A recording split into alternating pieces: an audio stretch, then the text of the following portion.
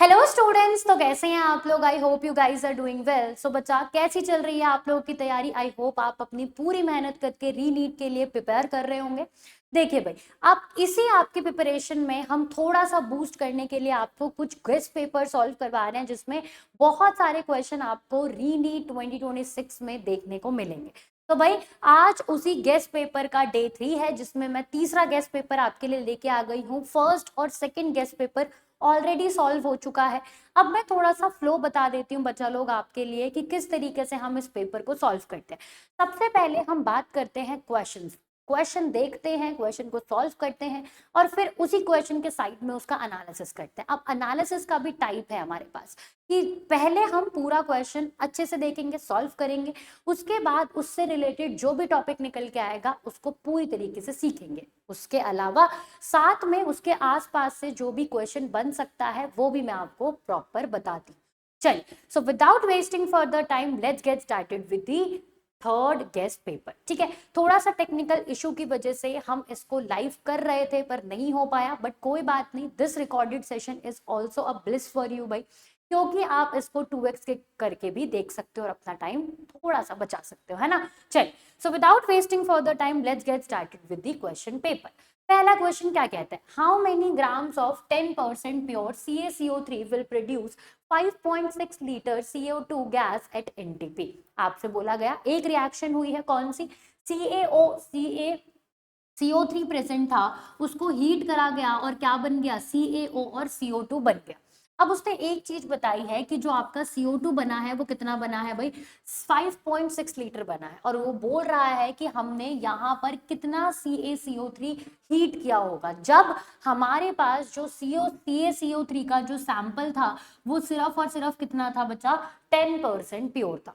तो सबसे पहले हम ऐसे क्वेश्चंस को अप्रोच करते हैं किस तरीके से। देखो, अगर नॉर्मल परसेंटेज प्योरिटी पूछता तो आप ऊपर लिखते mass of pure substance, divide कर देते उसको मास ऑफ इम्प्योर सब्सटेंस और मल्टीप्लाई कर देते 100 से। लेकिन आपको ऑलरेडी परसेंटेज प्योरिटी दे रखी है इस बार, तो आप क्या करोगे भाई, एक छोटा सा फंडा आपको याद रखना है। अगर आपके पास रिएक्टेंट दे रखा है और आपको क्या करना है भाई, प्रोडक्ट बताना है, तो आप नॉर्मली, क्या बोला बच्चा मैंने, एक बार और देखते हैं। आपके पास रिएक्टेंट दे रखा है ना, और आपको प्रोडक्ट का बताना है, या फिर आपके पास प्रोडक्ट दे रखा है और आपको रिएक्टेंट का बताना है। क्लियर होती है, दो ही तो केसेस हो सकते हैं ना आपके पास। ठीक है, इसको मैं ठीक से बनाती हूँ। हाँ, अब ठीक है। तो मैं क्या कह रही थी, आपके पास दो केस हो सकते हैं, इसको कंप्लीट करते हैं। ठीक है, तो अगर आपके पास बचा रिएक्टेंट दे रखा है और प्रोडक्ट का पूछा है, तो जो भी परसेंटेज यील्ड है वो आप 100% के लिए निकालोगे, और फिर जो परसेंटेज प्योरिटी है उसको क्या करोगे बचा, मल्टीप्लाई कर दोगे। लेकिन अगर आपको प्रोडक्ट का दे रखा है और रिएक्टेंट का पूछा है, तो जो भी परसेंटेज प्योरिटी है उसको क्या करने वाले हो आप, डिवाइड करने वाले हो। अब नॉर्मल स्टोशियोमेट्री यूनिटरी मेथड लगा के हम इसको 100% के लिए निकाल सकते हैं। कैसे निकालेंगे भाई, this is already a balanced equation, ये आपके पास एक बैलेंस्ड इक्वेशन है। तो मैं इतनी बात लिख सकती हूँ कि अगर मेरे पास 1 मोल ऑफ CO2 प्रोड्यूस हुआ है, तो जरूर उसने 1 मोल ऑफ CaCO3 को क्या करा होगा भाई, कंज्यूम करा होगा। अब देखिए, इसको हमें ग्राम्स में लिखना है, मतलब इसके मोलर मास की बात करी गई है, और इसको हमें लीटर में लिखना है, मतलब इसके मोलर वॉल्यूम की बात करी गई है। तो 1 मोल में कितना मोलर वॉल्यूम होता है बचा, 22.5 लीटर ऑफ CO2। 1 मोल में कितने ग्राम्स होते हैं बचा आपके पास, it is nothing but your 100 grams of CaCO3। सही बात है, उसका मोलर मास ही आ जाएगा 1 मोल में। अब देखिए, अगर मैं यहाँ पर देखूं तो मैं इतनी बात बहुत आराम से लिख सकती हूँ कि 1 लीटर ऑफ CO2 क्या करेगा, 100 divided by 22.4 grams of CaCO3, है ना। हमें कितने के लिए चाहिए बचा, 5.6 लीटर्स के लिए चाहिए। 5.6 लीटर ऑफ CO2 क्या हो जाएगा, 100 डिवाइडेड बाय 22.4 मल्टीप्लाई बाय 5.6। तो ये 1 से डायरेक्टली कट रहा है 4 तक, और ये 4 से कट जाएगा तो कितना आ जाएगा बचा आपके पास, it will be your 25 gram of CaCO3। ये कब होता, जब वो 100% प्योर होता। अब हमें कितने के लिए बताना है बच्चा? 10% के लिए। तो आपको इस बार क्या दे रखा है? आपको प्रोडक्ट दे रखा है और आपसे रिएक्टेंट पूछ रहा है, मतलब आप क्या करोगे बच्चा? नॉर्मली डिवाइड कर दो। तो जैसे कि आपके पास 25 आ चुका है, डिवाइड कर देंगे 10% से, 10% इज योर 0.1। तो मेरा डायरेक्टली कितना आंसर आ गया बच्चा? 250 ग्राम। क्या है भाई? 250 ग्राम आपके पास आंसर आ चुका है। Is that clear? तो ये आपका जो भी मास बर्न हुआ है उसका सिर्फ और सिर्फ 10% है। तो एक्चुअली में हमने कितना मास लिया होगा? This is your 250 gram. Is that clear? तो ये क्वेश्चन आपको बस यहाँ पे ट्रिकी लग सकता है, बाकी आपका सारा मोल कंसेप्ट है, कोई कैलकुलेशन इतनी मुश्किल नहीं है। पर वही वाली बात है कि किस बच्चे को ये कंसेप्ट पता है, इसीलिए इस क्वेश्चन को मैं हार्ड कैटेगरी में डाल रही हूं भाई। बहुत ही बढ़िया क्वेश्चन था। चलिए अब फर्दर मूव करते हैं अगले क्वेश्चन पे। क्या कहता है, एक बार क्वेश्चन पढ़ते हैं, मैं साइड हो रही हूँ। In which of the following change in hybridization is taking place? आपको बताना है कि चेंज ऑफ हाइब्रिडाइजेशन किस में हुआ। चल करते हैं। आपको पता है this is nothing but your sp2। सही बात है। bf3 क्या होता है बच्चा? दूसरा पेन लेते हैं, आपको पता चलना चाहिए क्या है भाई? sp2। और ये क्या है? sp3। अब आपको पता है कि ये तो क्या हो गया, अभी भी sp3 है, लेकिन ये भी क्या हो चुका है? sp3। तो आप साफ साफ देख पा रहे हो चेंज इन हाइब्रिडाइजेशन हुआ है। तो इसका मतलब ये क्या है भाई? आपका आंसर होगा। यहाँ पर देखते हैं ये क्या है बच्चा? sp3 और ये भी क्या है? sp3। तो कोई चेंज इन हाइब्रिडाइजेशन नहीं है। आगे बढ़ते हैं। SbF5 तो ये क्या हो जाएगा? sp3d। और ये क्या हो जाएगा आपके पास? sp3d2। तो मतलब ये भी चेंज इन हाइब्रिडाइजेशन हो जाएगा। ठीक है, इसकी बात करते हैं। ये क्या है बच्चा? SiF4। This is your sp3 और 6 आ जाएगा तो ऑक्टाहेड्रल, मतलब sp3d2। मतलब फिर से चेंज इन हाइब्रिडाइजेशन हो गया है। इसका मतलब थर्ड ऑप्शन आपका हो जाएगा जिसमें A भी है, C भी है और D भी है। Is that clear? चलिए फटाफट से आगे बढ़ते हैं बच्चा अगले क्वेश्चन पे। आपको बोल रहा है आइडेंटिफाई द मेजर प्रोडक्ट। अब देखो इस क्वेश्चन को आराम से देखो, उसके बाद हम इस क्वेश्चन को अप्रोच करेंगे। देखिए आपके पास यहाँ पर बोल रहा है वो कि रिएक्शन किससे करानी है? इलेक्ट्रोफाइल से। मतलब इलेक्ट्रोफाइल जाएगा कहां पर? जहां पर न्यूक्लियोफिलिक सेंटर होगा।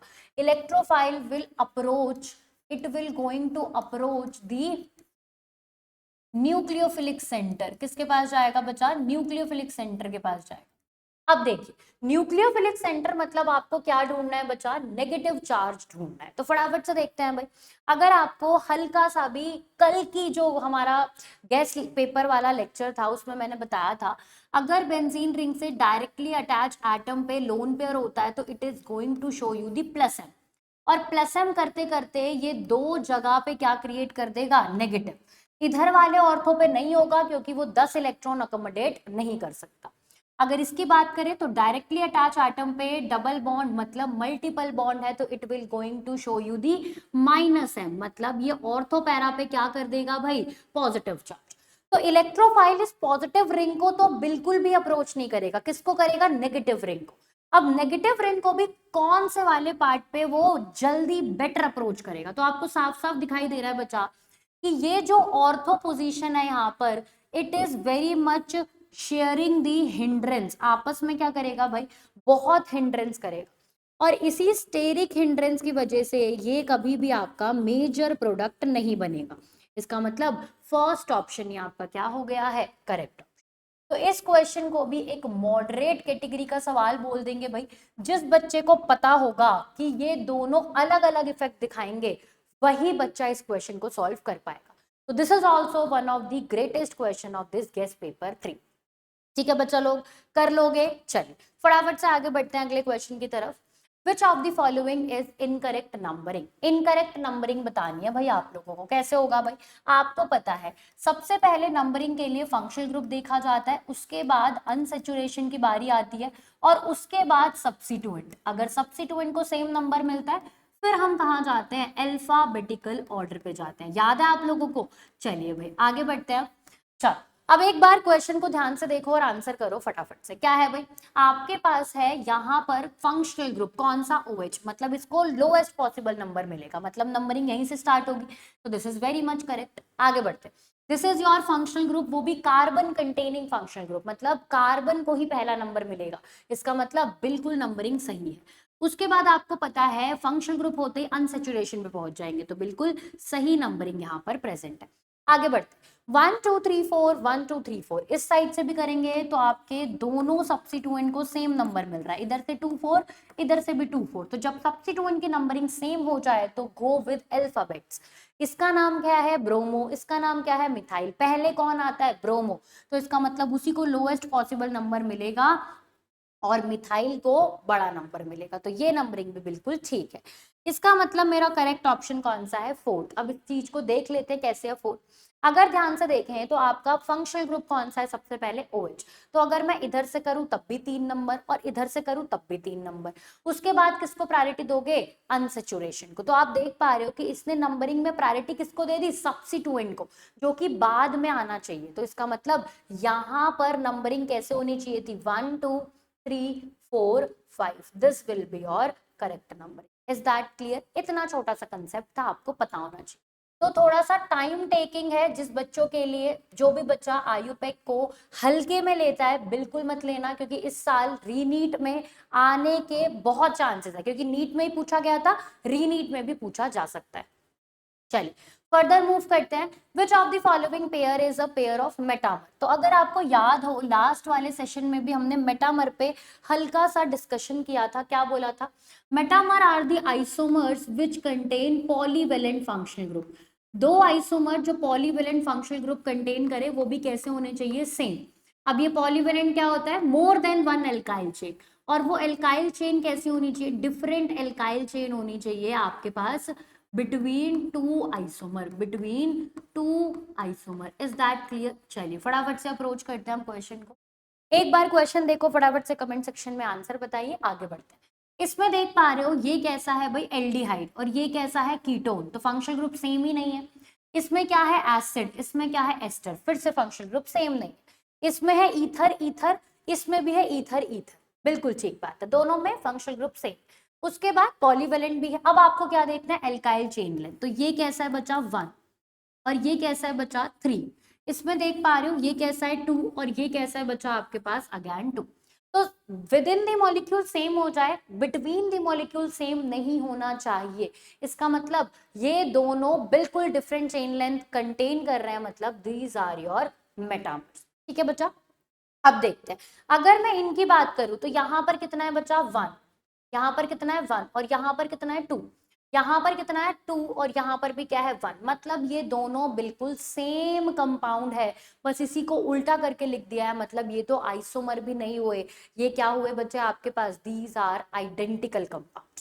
तो ये क्वेश्चन भी एक मॉडरेट कैटेगरी का सवाल था, आपको हल्का फुल्का नॉलेज मोटामर का है तो उसके लिए ये क्वेश्चन क्या हो जाएगा भाई, इजी। ये कैसा हो जाएगा उसके लिए, इजी क्वेश्चन हो जाएगा, आराम से सॉल्व कर सकते हैं। ठीक है फटाफट से आगे बढ़ते हैं। Next, which of the following is most basic. तो मोस्ट बेसिक देखने की आपके पास क्या टेंडेंसी है, it should have the tendency to donate electron, tendency to donate electron. तो जब भी टेंडेंसी ऑफ डोनेशन इलेक्ट्रॉन का देखते हैं तो सबसे पहले हम क्या देखते हैं बच्चा, वो देखते हैं उसका टाइप ऑफ लोन पेयर। क्या देखते हैं बच्चा लोग, टाइप ऑफ लोन पेयर। तो आपको पता होना चाहिए अगर आपके पास डीलोकलाइज्ड है, डीलोकलाइज्ड है तो वो कैसा होगा, लेस बेसिक होगा एज कंपेयर टू लोकलाइज्ड। फिर आप क्या देखते हो बच्चा, फिर आप देखते हो सेकंड उसकी हाइब्रिडाइजेशन। क्या देखते हो बच्चा लोग, हाइब्रिडाइजेशन देखते हो, मतलब आपके पास अगर sp है तो लेस बेसिक, sp2 है तो मोर बेसिक, sp3 है तो मोस्ट बेसिक। तीसरा देखते हो बच्चा आप फिर इलेक्ट्रॉनिक इफेक्ट। क्या देखते हो बच्चा, इलेक्ट्रॉनिक इफेक्ट। अब इलेक्ट्रॉनिक इफेक्ट में भी आपको पता होना चाहिए प्लस एम होगा तो बढ़िया है, और अगर माइनस एम होगा तो बेकार है। सेम प्लस एच होगा तो बढ़िया है, माइनस एच होगा तो बेकार है। Same goes with inductor. चलिए तो फटाफट से अप्रोच करते हैं। अब आप देख पा रहे हो कि इन सबके लोन पेयर कैसे हैं भाई, they all are very much involve in resonance, और आप देख पा रहे हो सबके हाइब्रिडाइजेशन सेम है, तो आप कहाँ मूव कर जाओगे, इलेक्ट्रॉनिक। क्लियर है, समझ में आ गया। तो इलेक्ट्रॉनिक इफेक्ट देखने के लिए आपको डिफरेंट सब्स्टिट्यूएंट्स भी दे रखे हैं। इसका कौन सा इलेक्ट्रॉनिक इफेक्ट डोमिनेटिंग होता है भाई, -m, इसका कौन सा होता है +m, इसका कौन सा होता है +h, और इसका कौन सा होता है -i। तो -i वाले तो मुझे बिल्कुल नहीं चाहिए, मुझे सिर्फ और सिर्फ किससे मतलब है, प्लस वाले से। और प्लस में भी अगर मुझे m मिल गया तो वो मेरा मोस्ट बेसिक हेल्पफुल होगा हमारे लिए। इसका मतलब second option is your correct option. अब ये भी आपका एक इजी टू मॉडरेट कैटेगरी का सवाल था, आपको आना चाहिए था। बेसिक स्ट्रेंथ बेसिसिटी पूछ ली जाए तो घबराने की बात नहीं है, आपने बहुत क्वेश्चन कर लिया इससे रिलेटेड। चल फर्दर मूव करते हैं। Arrange the following in decreasing order of the number of alpha hydrogen. Alpha hydrogen कौन से होते हैं, आपके पास जो भी एल्कीन मॉलिक्यूल है उससे जुड़ा हुआ फर्स्ट कार्बन, उससे जुड़ा हुआ फर्स्ट कार्बन क्या कहलाता है, अल्फा कार्बन। और उससे जुड़ा हुआ हाइड्रोजन क्या कहलाता है, अल्फा हाइड्रोजन। तो बस आपको अब काउंट करना है। तो ये जो आपके पास टर्मिनल्स होते हैं बॉन्ड लाइन स्ट्रक्चर में आप पढ़ के आए होगे, क्या है भाई, आपका CH3। ये जो सारे टर्मिनल हैं these are nothing but just CH3। सही बात है। और जहां पर कुछ नहीं है वहां पर हाइड्रोजन दे रखा है। तो फटाफट से अल्फा हाइड्रोजन काउंट कर लो बच्चा। इसके पास कितने हैं, 9 अल्फा हाइड्रोजन। इसके पास कितने हैं, 12 अल्फा हाइड्रोजन। इसके पास 6 alpha hydrogen and it has a 3 alpha hydrogen. बस लगा दो। सबसे ज्यादा किस पे है, 12, मतलब बी ऑप्शन आपका सबसे ज्यादा है। फिर किस पे है, ए, फिर सी और फिर डी, मतलब थर्ड ऑप्शन आपका क्या हो जाएगा, करेक्ट ऑप्शन। तो ये सवाल भी एक इजी कैटेगरी का सवाल था, कुछ ज्यादा सोचना भी नहीं था। आगे बढ़ते हैं।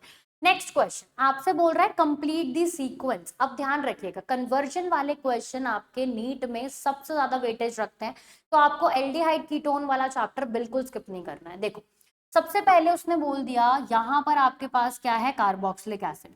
ये रही उसकी अल्फा पोजीशन, ये रही उसकी बीटा पोजीशन। तो this is your beta keto carboxylic acid. और जब भी बीटा कीटो कार्बोक्सिलिक एसिड को हीट करते हैं तो CO2 बाहर निकल जाता है और आपके पास क्या बच जाता है, सिर्फ और सिर्फ कीटोन। अब आपको पता है ZnHgHCl, this is your name reaction, which one, Clemmensen reduction. सही बात है, this is nothing but your Clemmensen reduction. तो जो भी आपका कार्बोनिल ग्रुप होगा उसको ये नॉर्मल एल्केन में कन्वर्ट कर देगा। तो मतलब third part is your correct option. ऐसे क्वेश्चन आसान क्वेश्चन की कैटेगरी में बिलोंग करते हैं, मैकेनिज्म से मतलब है नहीं, डायरेक्ट प्रोडक्ट आ जाए, सिर्फ रिएजेंट का काम पता हो, नेम रिएक्शंस पता हो, तो हमारा काम आसानी से हो जाएगा। ठीक है बच्चा लोग, चलिए फर्दर मूव करते हैं अगले क्वेश्चन पे। Which one of the compound can not give Lassaigne test. तो Lassaigne test is only for organic compounds. तो फटाफट से ऑर्गेनिक कंपाउंड्स देखते हैं भाई। सबसे पहले वाले कंपाउंड की बात कर, this is your hydrogen NH2NH2, कोई कार्बन नहीं है, इसका मतलब not a organic compound. NH2OH, कोई कार्बन नहीं है, not a organic compound. CH3NH2, ये तो आपका एक ऑर्गेनिक कंपाउंड है, मतलब ये टेस्ट दे देगा। अब उससे क्या पूछा है, कैन नॉट, तो इसका मतलब आपका दोनों नहीं देगा, मतलब fourth option correct option. Practical chemistry से क्वेश्चन आएगा तो वो एक मॉडरेट लेवल का क्वेश्चन आएगा। आसान अब मेरे को कम लगता है कि क्वेश्चन पूछा जाएगा, क्योंकि इस बार नीट में भी बढ़िया लेवल था भाई आपके इस पूरे किसका, हमारे प्रैक्टिकल का। ठीक है बच्चा लोग, तो समझ में आ रहा है सबको, साथ के साथ कमेंट सेक्शन बताते जाना, और कोई भी डाउट है तो वो कमेंट कर दो, I will going to reply that. ठीक है बच्चा लोग, कर लोगे। चलिए फटाफट से अब हम आगे बढ़ते हैं नेक्स्ट क्वेश्चन पे। क्या कहता है अगला क्वेश्चन, कह रहा है विच one of the following diagram is correctly related two electron affinity of halogen. अब देखो क्वेश्चन का कंसेप्ट बहुत आसान है, क्वेश्चन मैच करना थोड़ा सा डिफिकल्ट हो सकता है। तो भाई देखिए, अगर आपको इलेक्ट्रॉन एफिनिटी बतानी है वो भी हेलोजन्स की, तो कैसे होती है, Cl is your most, then fluorine, then bromine and then iodine. ठीक बात है। तो अब देखते हैं भाई किस तरीके से हम ऑप्शंस को मैच करेंगे। तो सबसे पहले आपको कहां से कहां मूव करना है बच्चा, फ्लोरीन से क्लोरीन, फ्लोरीन से क्लोरीन, फ्लोरीन से क्लोरीन। तो फ्लोरीन से क्लोरीन जाते जाते आपका जो भी प्रेजेंट है वो कैसा है, फ्लोरीन कम है, क्या है भाई, फ्लोरीन कम है और क्लोरीन ज्यादा है, मतलब फ्लोरीन से क्लोरीन मूव करा तो आपकी इलेक्ट्रॉन एफिनिटी क्या हो गई बच्चा लोग, इंक्रीज हो गई। क्या हो गई, इंक्रीज हो गई। तो फ्लोरीन से क्लोरीन जाते वक्त डिक्रीज नहीं, फ्लोरीन से क्लोरीन जाते वक्त डिक्रीज नो, क्लोरीन से chlorine increase, yes increase, yes. चल अब हम आगे बढ़ते हैं, नेक्स्ट उस पे देखते हैं। अब वहां मूव करना है, क्लोरीन से ब्रोमीन जाना है, मतलब आपके पास क्लोरीन का ज्यादा है, ब्रोमीन का कम है, तो ये क्या कर रहा है बच्चा आपके पास, it will going to decrease. अब क्या कर रहा है, डिक्रीज। तो इसका मतलब क्लोरीन से ब्रोमीन डिक्रीज, यस। क्लोरीन से ब्रोमीन इंक्रीज, नो। तो इसका मतलब करेक्ट ऑप्शन आपका आ चुका है। फिर भी एक बार चेक कर लेते हैं बच्चा लोग, आपको पता है अब कहां से कहां मूव करना है, ब्रोमीन से आयोडीन। तो मतलब ये रहा ब्रोमीन, और कहां मूव करना है, आयोडीन। देखिए ब्रोमीन का ज्यादा था, आयोडीन तक गए तो कम हो गया, इसका मतलब अगेन क्या होना चाहिए, डिक्रीज। डिक्रीज होना चाहिए, और बिल्कुल डिक्रीज है, तो वेरी मच करेक्ट। अब देखते हैं लास्ट आपके पास किसका है भाई, आपके पास है आयोडीन। आयोडीन से कहां मूव करना है, फ्लोरीन। तो आप देख पा रहे हो आयोडीन का कम है, फ्लोरीन तक गए तो बढ़ गया, इसका मतलब it will be your increase. ठीक है भाई, तो इंक्रीज दे रखा है, वेरी मच करेक्ट। अब देखो क्वेश्चन का कंसेप्ट बहुत आसान था, लेकिन क्वेश्चन का रिप्रेजेंटेशन बहुत ही ज्यादा डिफरेंट है। तो अगर आपने हल्की सी भी गलती करी तो आपका क्वेश्चन आपके मार्क्स ले जाएगा, मतलब this belongs to a hard question just because of the option and representation of question. तो मार्क कर लो, बहुत ही बढ़िया क्वेश्चन है, बेहतरीन क्वेश्चन है, करेंगे। आगे बढ़ते, if radius of k plus and f negative are equal and radius of k and f is respectively, आपसे क्या दे रखा है भाई, आपसे k प्लस और f नेगेटिव दे रखा है, k और f पूछ रहा है। देखो ऐसे स्पीशीज में आपको एक चीज याद रखनी है कि जब भी आप किसी एटम का अनायन बनाओगे तो उसका साइज हमेशा ज्यादा होगा, और जब भी आप उसका कटायन बनाओगे तो उसका साइज कम होगा। क्यों होता है ऐसा, सबको पता होना चाहिए। जैसे जैसे आपका कटायन बनता जाता है, आपका जेड इफेक्टिव क्या करता है बच्चा, इंक्रीज करता है, और जेड इफेक्टिव इंक्रीज करेगा तो इसका मतलब उसका साइज क्या करेगा, डिक्रीज करेगा। इसका मतलब जो के पॉजिटिव होगा वो छोटा साइज का होगा एज कंपेयर टू के, और जो एफ नेगेटिव होगा वो बड़े साइज का होगा as compare to F. Clear है। तो नेगेटिव अगर नहीं दिखाई दे रहा तो दोबारा बना देते हैं, ठीक है भाई। तो इसका मतलब अगर k का बताना है तो k प्लस से बड़ा होना चाहिए, मतलब 0.72 से बड़ा होना चाहिए। 0.72 ये तो और कम हो गया, 7878। चलो भाई अभी तक सही चल रहा है, आगे बढ़ते। अगर f का बताना है तो f नेगेटिव से छोटा होना चाहिए, मतलब 0.72 से छोटा होना चाहिए, मतलब यहाँ तो बड़ा हो गया, ये क्या है, छोटा, मतलब फोर्थ ऑप्शन आपका क्या है, करेक्ट ऑप्शन। ये सवाल भी काफी मॉडरेट कैटेगरी का है। अगर आपने रीनीट का मेरा लेक्चर देखा हो तो मैंने उधर इस तरीके के सवाल करवा रखे हैं बहुत सारे, है ना। बट कोई बात नहीं, क्वेश्चन प्रैक्टिस करने आए हो करके जाइए। फर्दर मूव करते हैं, the correct order of the increasing bond angle in the following triatomic species. तो इनमें आपको बताना है भाई कैसे होगा। सबसे पहले देखते हैं कि हमारे पास हाइब्रिडाइजेशन क्या होती है, बॉन्ड एंगल कैसे देखते हैं बच्चा, मैं आपको बता देती हूँ एक बारी शॉर्ट में। बॉन्ड एंगल देखते हैं हम, फर्स्ट देखते हैं उसका हाइब्रिडाइजेशन। कैसे देखते हैं बच्चा, हाइब्रिडाइजेशन देखते हैं, ठीक है। अब हाइब्रिडाइजेशन में आपको पता है sp का बॉन्ड एंगल सबसे ज्यादा होता है, फिर sp2, और फिर किसका होता है, sp3। अगर हाइब्रिडाइजेशन सेम होती है फिर क्या देखते हैं हम, नंबर ऑफ लोन पेयर। तो जिसके पास नंबर ऑफ लोन पेयर ज्यादा होते हैं उसका बॉन्ड एंगल क्या होता है बच्चा, कम होता है, ठीक है। ये दो रिलेशन आप याद रखोगे। तो ध्यान से देखते हैं आपके पास क्या क्या स्पीशीज है, NO2 पॉजिटिव, NO2 और NO2 नेगेटिव। तो आपको पता है NO2 नेगेटिव का क्या होता है वो हाइब्रिडाइजेशन sp2।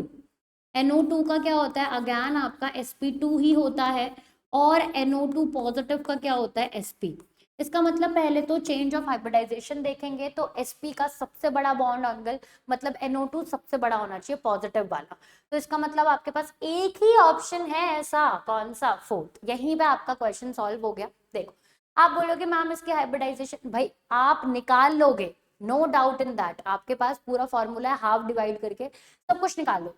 लेकिन मैं बोल रही हूँ कि ये वाले ऐसी 3 स्पीशीज है जो बार बार देखी गई है, तो जस्ट लर्न देम, आपका बहुत टाइम बचेगा भाई, बहुत टाइम बचेगा, ठीक है। अब देखते हैं, हमें पता है कि NO2 में ये क्या है भाई, एक आपके पास सिंगल इलेक्ट्रॉन सिस्टम रखता है, लेकिन इसमें क्या रखता है बच्चा, आपके पास डबल इलेक्ट्रॉन। तो इस डबल इलेक्ट्रॉन की वजह से रिपल्शन होता है, और इसका बॉन्ड एंगल क्या कर देता है भाई, वो डिक्रीज कर देता है। ठीक है भाई, तो ये भी आपका एक मॉडरेट कैटेगरी का सवाल था, तो इस क्वेश्चन का कट ऑफ थोड़ा सा कम चला जाएगा क्योंकि काफी मॉडरेट कैटेगरी, हार्ड कैटेगरी के सवाल हम देख रहे हैं। ऐसा नहीं है कि इजी कैटेगरी नहीं है, इजी कैटेगरी भी है। Paper should be balanced. चलिए फर्दर मूव करते हैं। कंसीडर द फॉलोइंग रिएक्शन, आपको बताना है विच of the following statement is true regarding this reaction. तो भाई हम किसकी बात कर रहे हैं बच्चा, हम ऑप्शंस में देख पा रहे हैं, हम बात कर रहे हैं ब्रोमीन की। तो देखते हैं भाई, ऑक्सीडाइज और रिड्यूस बोल रहा है, तो इसकी ऑक्सीडेशन स्टेट कितनी है, 0। इसकी देखें तो -1, और अगर इसका पता चले तो कितना है, +5। सही बात है। तो हमारा जो ब्रोमीन है वो रिड्यूस भी हो गया -1 में जाके, वो ऑक्सीडाइज भी हो गया +5 में जाके। इसका मतलब bromine is both oxidized and reduce. अब बताइए, इस तरीके की रिएक्शन जिसमें सिंगल एलिमेंट आपका ऑक्सीडाइज और रिड्यूस दोनों हो जाता है, ऐसी रिएक्शंस को हम रिडॉक्स रिएक्शंस में किस नाम से बुलाते हैं बच्चा, डिस्प्रपोर्शनेशन रिएक्शन। किस नाम से भाई, डिस्प्रपोर्शनेशन रिएक्शन के नाम से ऐसी रिएक्शंस को बुलाया जाता है। तो ये तो काफी आसान सवाल था, जिसको भी डिस्प्रपोर्शनेशन का आता होगा कंसेप्ट, वो चुटकी में इस सवाल को कर देगा। ठीक है भाई, चल फर्दर मूव करते हैं अगले क्वेश्चन पे। Below mentioned equilibrium is favoured at, आपसे पूछा है कि ये जो इक्विलिब्रियम रिएक्शन दे रखी है ये कैसे फेवर्ड हो सकती है। देखते हैं, सबसे पहले मुझे ये पता चल रहा है कि ये रिएक्शन आपकी एक एनर्जी निकाल रही है, that is your positive enthalpy positive. इसका मतलब this reaction is your endothermic reaction. This reaction is your endothermic reaction.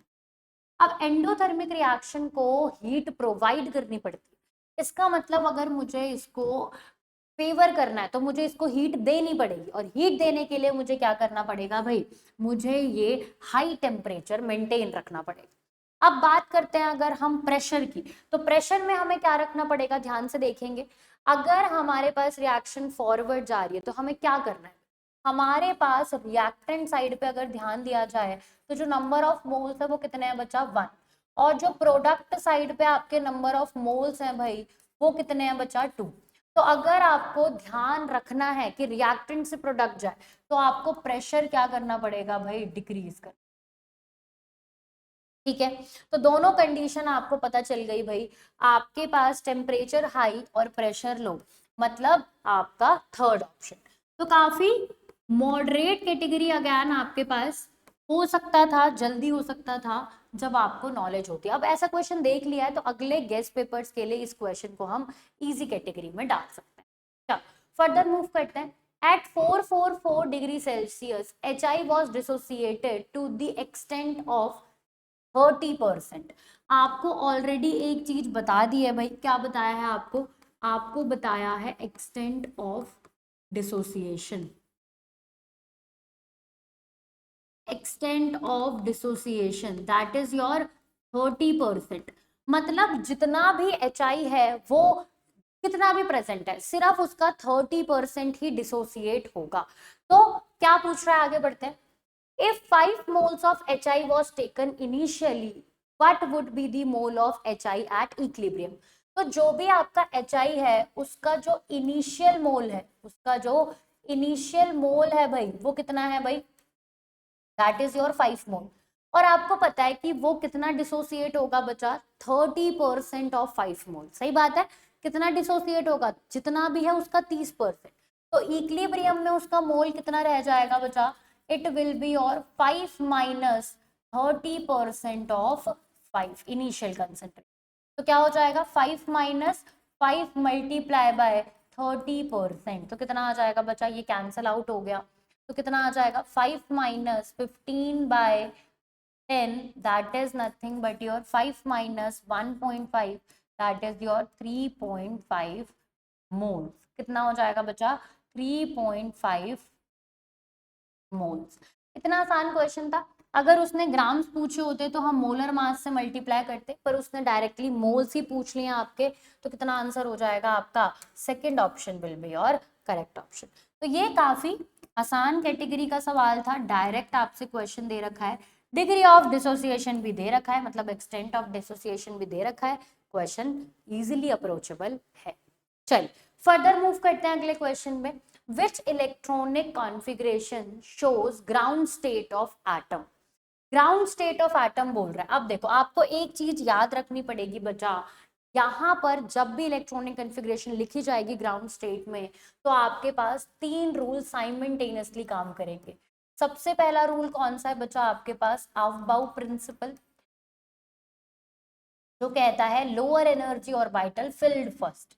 दूसरा रूल है बच्चा आपके पास कौन सा, हंट्स रूल, जो कहता है पहले एक एक भरे जाएंगे जो भी सेम एनर्जी पे हैं, उसके बाद पेयरिंग होगी और फिर वो फर्दर दूसरा एनर्जी पे जाएगा, ठीक है। और तीसरा रूल आपका काम करता है बच्चा पॉलीज एक्सक्लूजन प्रिंसिपल, मतलब एक ऑर्बिटल में आपके पास 2 इलेक्ट्रॉन कभी भी सेम सारे क्वांटम नंबर की वैल्यू सेम नहीं रख सकता, मतलब उसका स्पिन हमेशा कैसा होना चाहिए, डिफरेंट, ठीक है भाई, पॉलीज एक्सक्लूजन, ठीक है। चलिए तो फटाफट से चेक करते हैं भाई। अब आपको यहाँ पर दिखाई दे रहा है this is your lower energy, फिर ये हायर है और फिर ये हाईएस्ट है। तो सबसे पहले लोअर एनर्जी फिल होगा, वो भी कैसे, एक एक बिल्कुल अपोजिट है, सब सही चल रहा है। अब देखते हैं हायर एनर्जी, तो बिल्कुल पहले एक एक एक फिल होगा, फिर क्या होगी भाई, पेयरिंग, तो that should belong to this orbital, तो ये तो बिल्कुल ही गलत है। ये कौन सी स्टेट है, एक्साइटेड स्टेट है उसकी। आगे बात करते हैं, यहाँ पर आपके पास क्या हो गई भाई, अगेन पेयरिंग, बिल्कुल ठीक है। यहाँ पर तो आप देख पा रहे हो पेयरिंग नहीं करी, पेयरिंग नहीं करी, तो ये दोनों ऑप्शन तो यूं ही एलिमिनेट हो गए। इसका मतलब मेरा सेकंड ऑप्शन ही करेक्ट ऑप्शन है। बाकी देख लेते हैं इसमें भी क्या हुआ, सबसे पहले हमने एक एक सिंगली ऑक्यूपाइड कर दिया, फिर जो दूसरा था वो एकदम अपोजिट स्पिन का क्या कर दिया भाई, हमने डबल कर दिया। Is that clear? तो इन 3 प्रिंसिपल पे आप सारा इलेक्ट्रॉनिक कॉन्फ़िगरेशन लिख सकते हो। फर्दर मूव करते हैं, ये भी आपका एक मॉडरेट कैटेगरी का सवाल था, रिप्रेजेंटेशन आपको दिक्कत दे सकती थी, अगर ये ऑर्बिटल की फॉर्म्स में लिखा आ जाता SPD तो फिर आपके लिए आसान हो जाता। तो इस वाले जो हमारा गेस्ट पेपर 3 है, इसमें बस ये बताना चाहती हूँ कि अगर आपको ऑप्शन ट्रिकी मिल जाए, उसकी रिप्रेजेंटेशन अलग मिल जाए, तो आपका कंसेप्ट चेंज नहीं होगा, सिर्फ उस कंसेप्ट को अप्लाई करने का तरीका चेंज हो जाएगा, ठीक है भाई। चलो फर्दर मूव करते हैं, Which one of the following is a not a redox reaction? redox reaction नहीं है। redox reaction में क्या होता है, oxidation as well as reduction दोनों होनी चाहिए। देखते हैं, अगर पहले की बात करें तो ये +2 में है, ये भी +2 में है, दूसरी बार ये -2 में है, ये भी -2 में है, और कार्बन की बात करें तो ये भी +4 में है और ये भी किस में है भाई, +4 में ही प्रेजेंट है, मतलब कुछ भी चेंज नहीं हुआ, ये भी -2 में है, तो इसका मतलब this is not a redox reaction. बाकी का देख लेते हैं, ये 0 था +1 में चला गया, ऑक्सीडाइज हो गया, ये 0 था -2 में चला गया, रिड्यूस हो गया, ये 0 था +1 में चला गया, ऑक्सीडाइज हो गया, ये +1 में था, 0 चला गया, रिड्यूस हो गया, ये +3 में था, +2 में चला गया, क्या हो गया भाई, रिड्यूस, ये -1 में था, 0 में चला गया, क्या हो गया, ऑक्सीडाइज। तो बाकी सारे आपके ऑप्शन बिल्कुल सही हैं, फर्स्ट ऑप्शन ही आपका क्या है, गलत। चलो फर्दर मूव करते हैं अगले क्वेश्चन पे, विच of the following show geometrical isomerism, GI show करना चाहिए। तो जीआई के 2 हैं आपके पास, सबसे पहला आप देखोगे किसमें, एल्कीन्स में। एल्कीन्स में क्या देखोगे, जो भी आपके पास sp2 हाइब्रिडाइज्ड कार्बन है that should contain 2 different group, क्या कंटेन करना चाहिए बच्चा, 2 डिफरेंट ग्रुप कंटेन करना चाहिए। और अगर आपकी वही एल्कीन इनसाइड रिंग प्रेजेंट है, इनसाइड रिंग, तो वो कब देगी भाई, वो आपका मिनिमम कितने में होना चाहिए, 8 कार्बन की रिंग होनी चाहिए, तभी जीआई दिखाएगी, वरना नहीं दिखाएगी। दूसरा होता है आपके पास साइक्लोएल्केन्स, तो साइक्लोएल्केन्स कब दिखाते हैं बच्चा लोग आपको, आपके पास रिंग होनी चाहिए और उसमें एटलीस्ट 2 sp3 हाइब्रिडाइज्ड कार्बन होने चाहिए, और वो दोनों कार्बन के पास क्या होने चाहिए भाई, 2 डिफरेंट ग्रुप होने चाहिए। आपस में सेम हो सकते हैं पर एक कार्बन पे 2 ग्रुप सेम नहीं हो सकते, ठीक है भाई। चल अब फटाफट से देखते हैं भाई। अब देखो अगर मैं इसको ध्यान से देखूं तो this is nothing but your cumulene. कैसे होता है बच्चा, एक आपका प्लेन में होगा, फिर एक परपेंडिकुलर टू दी प्लेन होगा, और फिर से आपका एक प्लेन में होगा। तो आप इसको किस तरीके से ट्रीट कर सकते हो कि ये एक बड़ा डबल बॉन्ड है, ये एक बड़ा डबल बॉन्ड है, इज दैट क्लियर। तो अगर ये प्लेन में नहीं होता, प्लेन में नहीं होता, अलग अलग होता, मतलब इसमें आपके even number of double bond होते, तो ये जीआई नहीं दिखा सकता, लेकिन इसमें odd number of GI double bond है तो ये जीआई दिखा सकता है। ध्यान रखिएगा, ऑड वाला दिखा सकता है, इवन वाला नहीं दिखा सकता। ठीक है भाई, चल तो देखते हैं। आपके पास एक कार्बन जो भी लास्ट वाले हैं, इसमें क्या दो ग्रुप अलग अलग है? यस। इसमें भी दो ग्रुप अलग अलग है? यस। तो it is eligible for GI. बहुत ही बढ़िया क्वेश्चन है, ध्यान से करिएगा। अगर इसकी बात करें तो ये कहाँ है बचा? It is present inside a ring, और कितने की है? 6 मेंबर की, तो कभी भी जीआई नहीं दिखा पाएगा। अब बात रही क्या यहाँ पर डाई सब्स्टिट्यूशन है? नहीं है, तो इसका मतलब साइक्लोएल्केन भी जीआई नहीं दिखा पाएगा। आगे बढ़ते हैं। अगर इसकी बात करें तो यहाँ पर जो डबल बॉन्ड है, इसमें दोनों ग्रुप सेम है, तो डबल बॉन्ड तो जीआई नहीं दिखा पाएगा। लेकिन जो साइक्लोएल्केन है, इस पे 2 sp3 हाइब्रिडाइज्ड कार्बन है, और दोनों पे अलग अलग ग्रुप है, एक पे ClH, दूसरे पे भी ClH, मतलब इसकी जो रिंग है, आई रिपीट, इसकी जो रिंग है वो जीआई दिखा सकती है, जो डबल बॉन्ड है वो जीआई नहीं दिखा सकती। नेक्स्ट, साइक्लोएल्केन डाई सब्स्टिट्यूटेड और 2 sp3 हाइब्रिडाइज्ड कार्बन, दोनों पे अलग अलग सब्स्टिट्यूशन जीआई दिखाएगा। अगर इसकी बात करें तो इस वाले कार्बन पे 2 अलग, इस वाले कार्बन पे ध्यान से देखिए भाई, 1 2 3 3 पे सब्स्टिट्यूशन, 1 2 3 3 पे सब्स्टिट्यूशन, तो मतलब ये ग्रुप सेम ट्रीट किया जाएगा, इसका मतलब ये भी जीआई नहीं दिखाएगा। अगर इसकी बात करें तो क्या हो जाएगा बचा? 2 sp3 हाइब्रिडाइज्ड कार्बन, पर एक कार्बन पे दोनों सब्स्टिट्यूशन सेम है, CH3 हो Me हो, बात तो बराबर ही है, ये भी क्या है? CH3, तो मतलब ये भी जीआई नहीं दिखा सकता। तो कौन कौन दिखा सकता है? फर्स्ट दिखा सकता है, थर्ड दिखा सकता है, और फोर्थ दिखा सकता है, मतलब फर्स्ट ऑप्शन आपका करेक्ट ऑप्शन। अब ये क्वेश्चन एक हार्ड लेवल क्वेश्चन है भाई, आई रिपीट, ऐसे क्वेश्चन आपको पढ़ने चाहिए और बहुत ही ज्यादा ध्यान से पढ़ने चाहिए। हार्ड लेवल क्वेश्चन है भाई, ऑर्गेनिक बढ़िया आई है इसमें। चल फटाफट से आगे बढ़ते हैं। Next question, match the following. आपके पास क्या है? CH3Cu, Li के साथ क्या करेगा भाई? CuI, ये क्या बनाएगा? एक कॉम्प्लेक्स बनाएगा, और फिर इसके पास ऊपर रिएक्शन कर देगा। This is nothing but a formation of propane. क्या करेगा बच्चा? C3H8 बना देगा। This is nothing but your कोरे हाउस। तो ए का क्या हो गया? Q, ए का Q, ए का Q, ए का Q। आगे बढ़ते हैं। यहाँ पर आपके पास क्या है? एक कार्बोक्सिलिक एसिड का सॉल्ट इलेक्ट्रोलिसिस हो रही है, तो ये तो साफ साफ दिखाई दे रहा है, this is nothing but your Kolbe's electrolysis.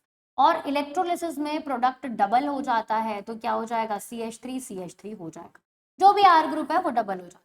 ठीक है बच्चा लोग, तो ये हो जाएगा आपका प्रोडक्ट। तो क्या बनेगा बच्चा? This is nothing but your P, तो B का P, B का P। आगे बढ़ते हैं। CH3Br, alkyl halide in the presence of Na dry ether, this is your Woods reaction, इसमें भी डबल हो जाता है कार्बन, तो क्या बनाएगा? CH3। तो क्या हो गया बच्चा? C का R, मतलब फोर्थ ऑप्शन आपका करेक्ट ऑप्शन चल रहा है। लास्ट देख लेते हैं क्या है भाई? This is benzene, alkyl halide in the presence of Lewis acid, it will going to form you the toluene, this is nothing but your Fiddlecraft alkylation reaction, मतलब D का क्या हो जाएगा बच्चा? S। तो बहुत ही आसान क्वेश्चन था, इसको तो मैं बिल्कुल मॉडरेट कैटेगरी में ही डालूं। ठीक है बच्चा लोग, तो it is one of the moderate question, सीधा सीधा आपका हाइड्रोकार्बन से क्वेश्चन उठ के आ चुका है। ठीक है भाई, फर्दर मूव करते हैं अगले question. For the reaction of type A, that is A2 जा रही है, तो A2 क्या जा रही है बच्चा आपके पास? लिख लेते हैं इस रिएक्शन को। A2 कहाँ जा रही है बच्चा? 2B जा रही है, चलो लिख लिया। अब आपके पास क्या है भाई? इन दोनों के बीच में ग्राफ्स हैं, इन दोनों के बीच में ग्राफ हैं, ग्राफ, और वो कौन से ग्राफ होंगे आपको बताने हैं। ठीक है भाई, अगर मैं इसके रेट के हिसाब से लिखूं, देखो dB/dt रेट है, अगर मैं इसका रेट लिखूंगी तो रेट किसके इक्वल आएगा? -dA divided by dt, this is your disappearance rate. और किसके इक्वल आएगा? 1/2 dB/dt, this is your appearance rate. सही बात है, चलिए इतनी बात है, सबको पता है। तो अब किस किस के बीच में है भाई? dB/dt और dA/dt। चलो भाई लिख देते हैं, कैसे होगा? आपके पास अगर dB/dt है, तो 2 को इधर इधर मूव करना पड़ेगा, तो क्या हो जाएगा बच्चा आपके पास? 2, और ये हो जाएगा -dA/dt। तो आप देख पा रहे हो बच्चा लोग, आप देख पा रहे हो कि this is nothing but the y = mx + c, क्योंकि ये ग्राफ कैसा आता है? Straight line. आपके पास जो x की वैल्यू है वो ये हो गई, जो y की वैल्यू है वो ये हो गई, स्लोप आपका कैसा है 2, वो भी पॉजिटिव का, और आपका इंटरसेप्ट क्या है 0, मतलब पॉजिटिव स्लोप है। देख पा रहे हो ना, ये कैसा है बच्चा आपके पास, पॉजिटिव स्लोप है।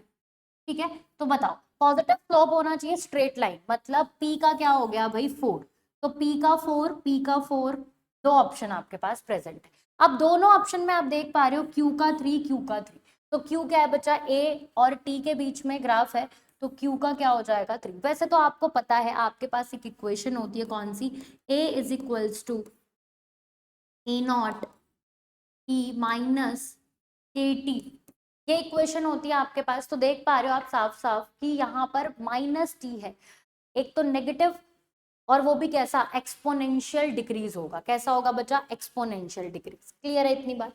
अब देखो ये जीरो ऑर्डर की रिएक्शन है किसके लिए, ए वर्सेस टी, तो ये भी मैं लिख सकती हूँ बहुत आसानी से, ये भी मैं लिख सकती हूँ बहुत आसानी से। इसी इक्वेशन में आप देख सकते हो बच्चा लोग, इसी इक्वेशन में देख सकते हो कैसे, यहाँ पर हो जाता है A is equals to A naught, ध्यान से देखना, इसी सेम इक्वेशन को हम चेंज करके लिख सकते हैं, क्या हो जाता है माइनस के टी हो जाता है जीरो में।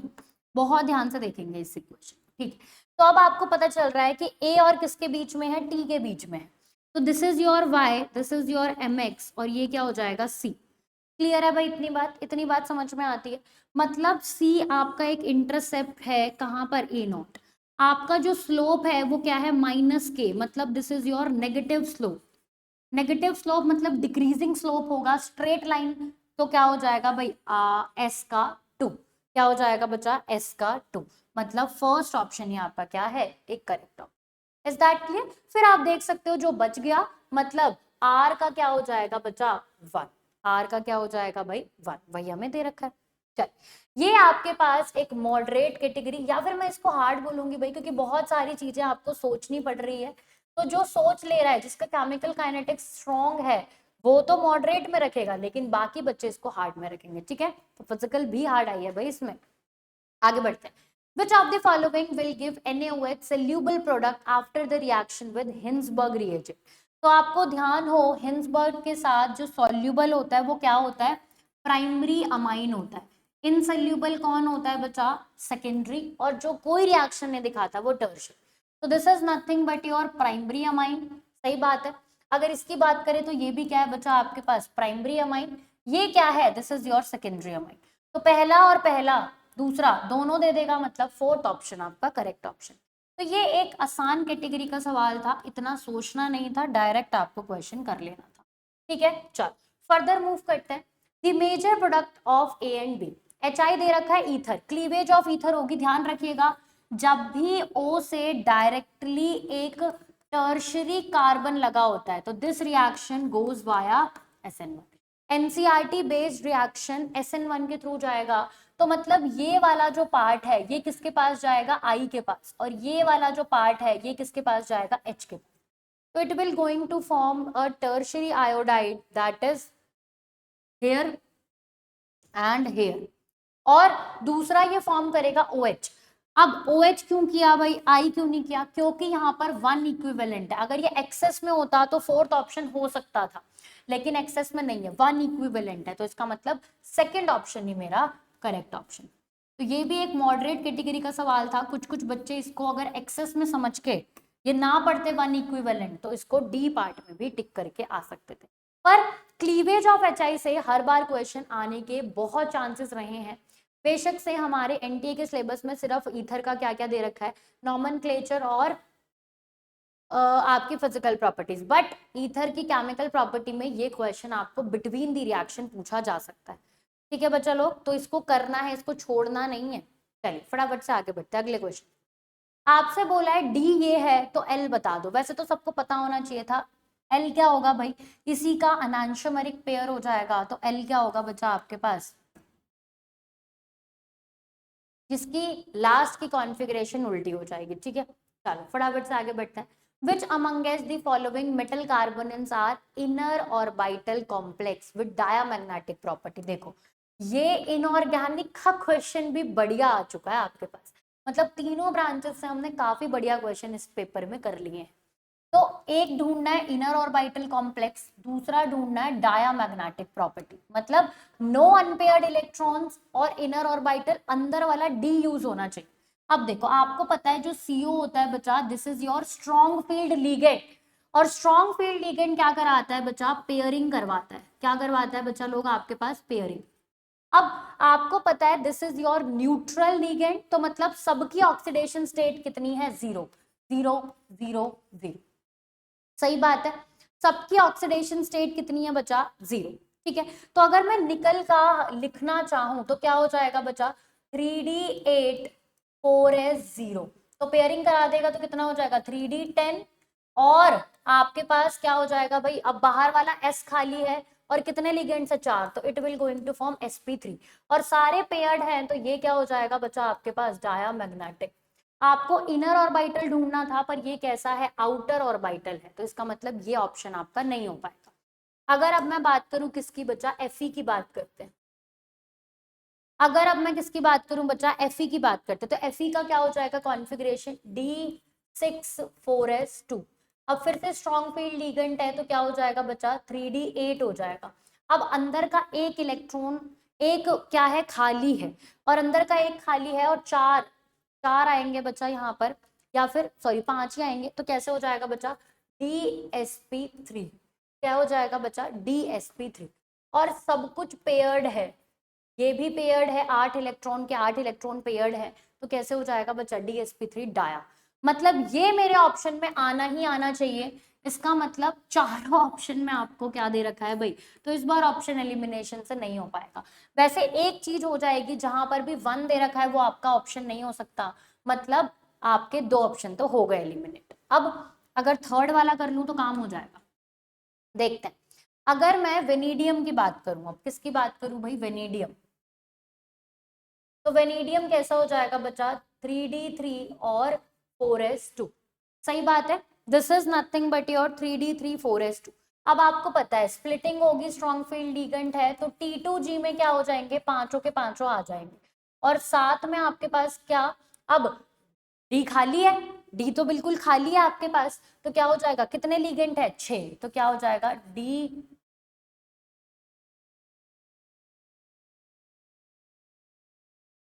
D2sp3। इज दैट क्लियर, क्या हो जाएगा, D2sp3। अब आपको पता है 5 पेयर्ड हो ही नहीं सकते, 5 कैसा रहेगा, अनपेयर्ड। तो इनर ऑर्बिटल तो है पर पैरामैग्नेटिक है, तो गलत हो गया। आगे बढ़ते हैं, नेक्स्ट क्वेश्चन की बात करो भाई, Cr। मतलब वैसे तो अब ये नहीं हो सकता, तो आपका ऑप्शन करेक्ट हो ही चुका है, कौन सा, 4th। बाकी देख सकते हैं भाई इस क्वेश्चन को। Cr की बात करते हैं, क्रोमियम की बात करेंगे तो क्या हो जाएगा, D4 4s2। तो ये क्या हो जाएगा, स्ट्रॉन्ग फील्ड लिगेंड में 3d6, 3d6 हो जाएगा, तो अगैन कितने हैं भाई, 6, तो अगैन 2 खाली हैं, तो D2sp3 हो जाएगा, और आपके पास सब कुछ पेयर्ड है, तो क्या हो जाएगा, डाया। समझ में आ गया बच्चा, इस तरीके से आप इस क्वेश्चन को अप्रोच कर सकते थे। तो ये क्वेश्चन भी आपका बहुत ही लेंदी की वजह से हार्ड है, कंसेप्ट मुश्किल नहीं है, क्वेश्चन थोड़ा लेंदी है, हर एक ऑप्शन आपके पास ट्रिकी है कि सब कुछ ही दे रखा है, तो फिर आपका क्या हो जाएगा, सारा ही ढूंढ के करना पड़ेगा, वरना नहीं हो सकता। ठीक है, चलो फर्दर मूव करते हैं। एक्वस NaOH P4 जब हम एल्कली के साथ ट्रीट करते हैं तो वो क्या करता है, डिस्प्रपोर्शनेशन रिएक्शन दिखाता है, PH3 और H2PO2 नेगेटिव देता है। अब Na है तो इसका काउंटर आयन कौन आ जाएगा, Na ऑब्वियसली। तो फर्स्ट ऑप्शन हो गया, इजी कैटेगरी का सवाल, डिस्प्रपोर्शनेशन का आसान सवाल। रिडॉक्स से क्वेश्चन आए थे इस बार, तो ध्यान रखिएगा भाई। फर्दर मूव करते हैं, which of the following give propyne on hydrolysis. ध्यान देंगे भाई, अगर एल्यूमिनियम है तो मीथेन देगा, अगर कैल्शियम है तो इथाइन देगा, और मैग्नीशियम है तो प्रोपाइन देगा। ठीक है, इन चीजों को आपको ध्यान रखना पड़ेगा बच्चा। तो ये भी एक आसान कैटेगरी का सवाल था, ऑल्दो आपकी एनसीईआरटी में नहीं दे रखा, बट ठीक है कोई बात नहीं, पढ़ाते हैं सब लोग, आपने पढ़ा होगा। फटाफट से आगे बढ़ते हैं, मैच दी कॉलम। आपको वेपर्स का दे रखा है कि कौन सी क्या है, और आपको क्या करनी है भाई, मैच करनी है कॉलम। देखो मैच द फॉलोइंग आपका आसान हो जाता है, क्योंकि एक भी पता है तो काम हो जाएगा। ठीक है, तो अगर मैं ध्यान से देखूं, वॉयलेट कलर गैस, तो ये कौन सी होती है बच्चा आपके पास, this is nothing but your I2। तो ए का क्या हो गया बच्चा, लो यूं ही आपका सवाल सॉल्व हो गया, कुछ भी करने की जरूरत नहीं है, बिल्कुल टाइम वेस्ट मत करना। अगर ए का आर है और आपको पता है कि I2 is your brown, sorry violet, brown is your bromine, तो फिर आपका काम हो जाएगा आगे बढ़ जाना। तो ये सिर्फ ऑप्शंस की वजह से ये कैसा सवाल बन चुका है, इजी। पर प्रैक्टिकल केमिस्ट्री में अच्छा सवाल इस बार आएगा तो हम वो भी करेंगे। चलिए फर्दर मूव करते हैं। During the testing of basic radicals the group reagent for group two का बेसिक टेस्ट कर रहे हो आप एनालिसिस, और ग्रुप 2 का रिएजेंट पूछ रहे हो, तो ग्रुप 1 का डाइल्यूट HCl, ग्रुप 2 का H2S in the presence of HCl। Clear है भाई इतनी बात? चलिए फर्दर मूव करते हैं, आसान क्वेश्चन। आगे क्या कह रहा है? For the reaction A plus B gives to C, the following data has been given for the rate of the reaction। आपके पास इतना सारा डेटा दे रखा है और आपको रेट ऑफ द रिएक्शन भी दे रखी है। आपको क्या बताना है? रेट लॉ बताना है। तो आपके पास क्या है भाई, ए और बी, तो रेट लॉ कैसे लिख सकते हो आप? रेट लॉ कैसे लिखोगे? Rate will be equals to rate of reaction, पूरा लिख दूं ROR इज इक्वल्स टू के, ए की पावर लेट से अल्फा और बी की पावर लेट से बीटा। ठीक है, तो अब आपको अल्फा और बीटा की वैल्यू बतानी है। ठीक है भाई, तो वही वाली बात है, कभी कभी ये स्टोइचियोमेट्री के इक्वल हो भी जाता है, कभी कभी नहीं होता है, तो कोई प्रॉब्लम नहीं है भाई। हम R1 और R2 का सबसे पहले रिलेशन ले लेंगे, जिसमें हमारे पास A की वैल्यू सेम है तो वो कट जाएगी, तो मेरे पास बीटा की वैल्यू आ जाएगी। तो मैं R1 लिखना चाहती हूँ भाई, R1 कितना है मेरे पास? This is your 1.6 into 10 raise to the power -2 is equals to K. आपके पास A की वैल्यू कितनी है? 0.5 अल्फा, और 0.5 ही क्या है भाई, बीटा है। ठीक है, इसी तरीके से मैं इसको डिवाइड करना चाहती हूँ किससे? R2 से। तो R2 की वैल्यू कितनी है बचा मेरे पास? 3.2 into 10 raise to the power -2, किसके इक्वल आएगा बचा ये? के। अब इसकी वैल्यू कितनी है? 0.5 अल्फा, और ये कितना है? 1 बीटा। Is that clear? ये आ जाएगा आपके पास। ठीक है, चलो तो आगे देखते हैं कैसे होगा बच्चा आपके पास। जल्दी से देखिए, आपके पास ये डायरेक्टली कट रहा है, ये भी डायरेक्टली कट रहा है, तो कितना आ जाएगा? 1/2 इज इक्वल्स टू 0.5 और 1, ये भी कितना हो जाएगा? 1/2 की पावर बीटा। तो बीटा की वैल्यू कितनी आ गई? 1 आ गई। अब इसी तरीके से आप क्या कर सकते हो बच्चा, अगर आपने बीटा काट दिया तो फिर आपका काम हो जाएगा। तो एक तो R1 ले लो, R1 आपको पता है ऑलरेडी, अभी अभी आपने लिखा है।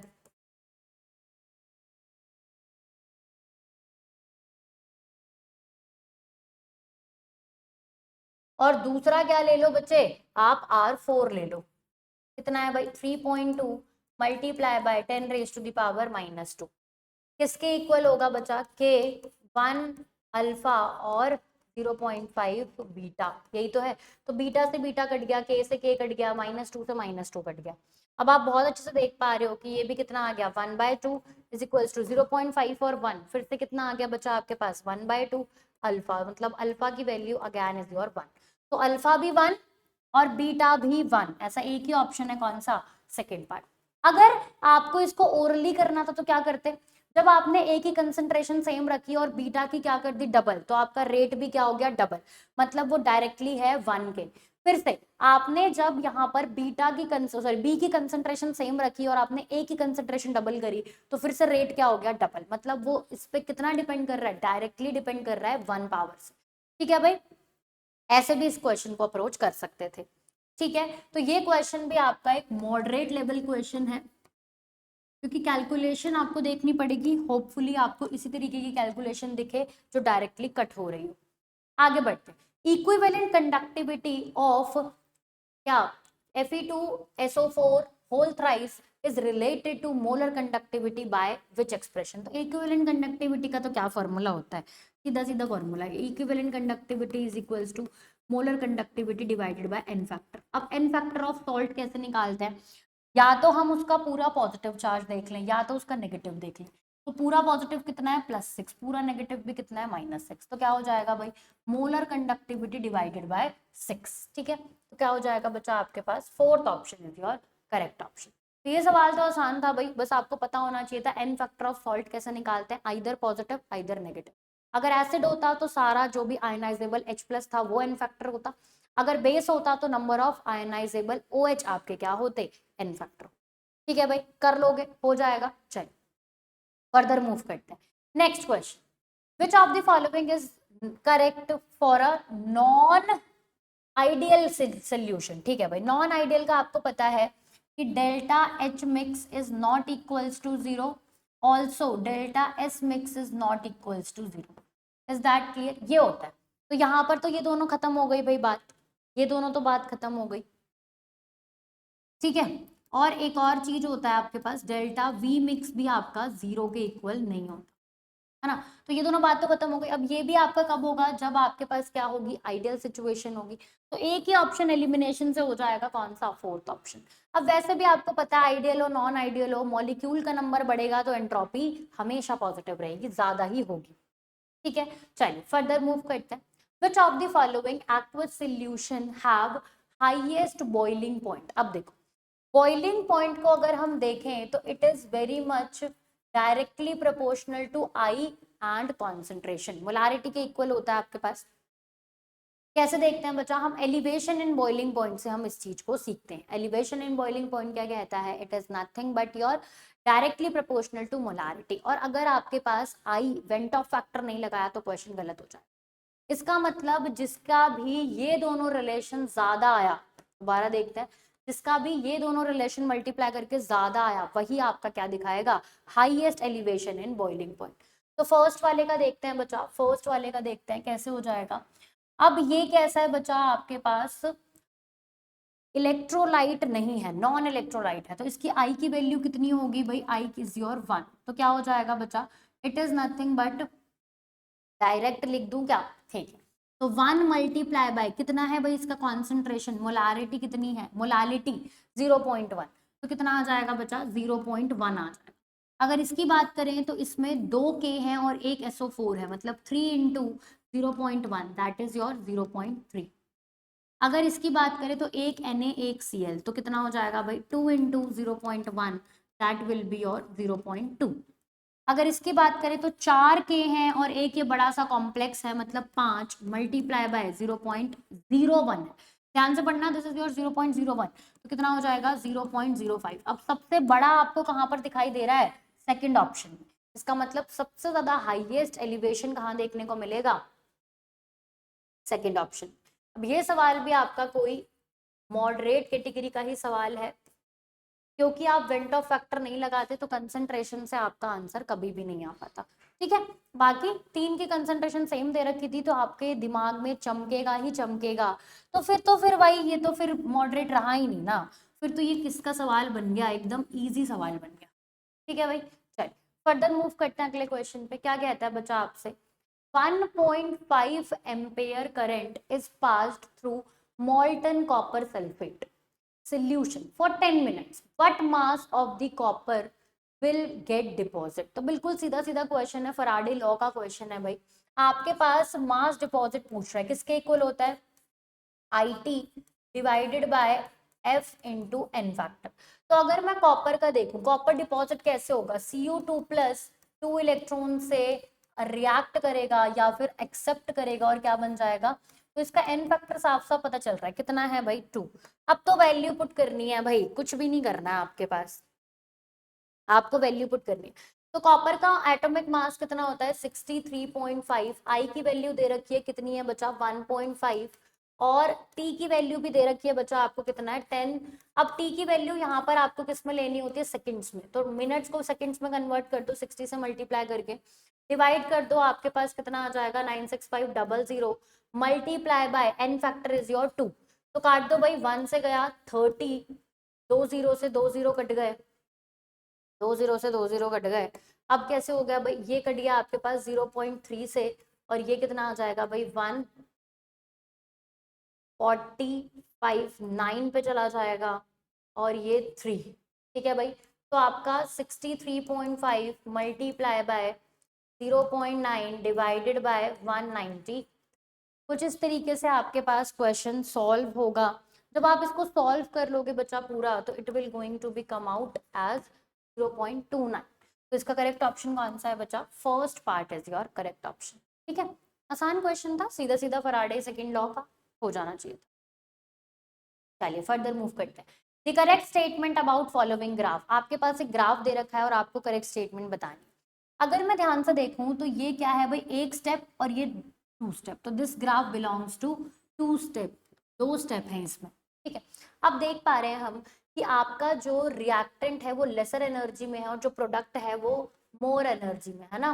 This is your reactant and this is your product. Reactant आपका मोर एनर्जी में और प्रोडक्ट आपका कम एनर्जी में है ना। तो मतलब जब भी आपका प्रोडक्ट बना है वो स्टेबल बना है, स्टेबल बना है मतलब उसने रिएक्शन में एनर्जी रिलीज करी, तो इसीलिए ये रिएक्शन कैसी है बच्चा आपके पास, this is your exothermic reaction. एक बात और कि आप ये देख पा रहे हो कि फर्स्ट स्टेप की जो ईए है वो ज्यादा है as compare to second step. अब आपको ये बात भी पता है कि ईए इज वेरी मच, या फिर ऐसे लिख सकते हैं हम, rate is very much inversely proportional to E. तो जिसका ई ज्यादा उसका रेट कम, मतलब मैं ये देख पा रही हूँ कि जो मेरा फर्स्ट स्टेप है that is slow step, rate कम है उसका, और स्लो स्टेप ही हमारा क्या होता है, रेट डिटरमाइनिंग स्टेप। इसका मतलब ये ग्राफ जो है ना, this belongs to SN1 reaction.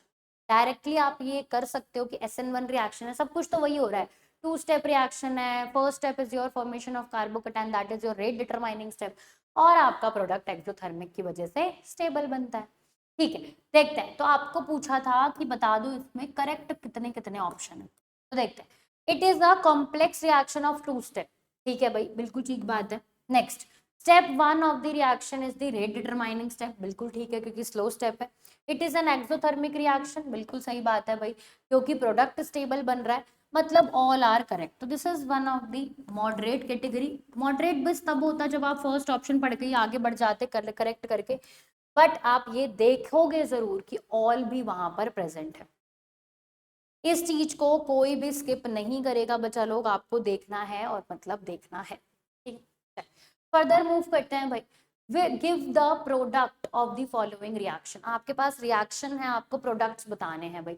बहुत ही बड़ी रिएक्शन है आपके पास, बट वही है, ऐसी रिएक्शन वाली जो सीरीज वाली रिएक्शंस होती हैं ये one of the easiest questions होते हैं। देखना, आपके पास है बेंजीन, पहला डाल दो, तो फर्स्ट रिएक्शन आप जैसे ही करोगे बच्चा, it will going to form a nitrobenzene, मतलब नाइट्रेशन रिएक्शन की तरह काम करेगा, ठीक है। मैं इसका नाम ना बाद में लिखूंगी सबका एक साथ।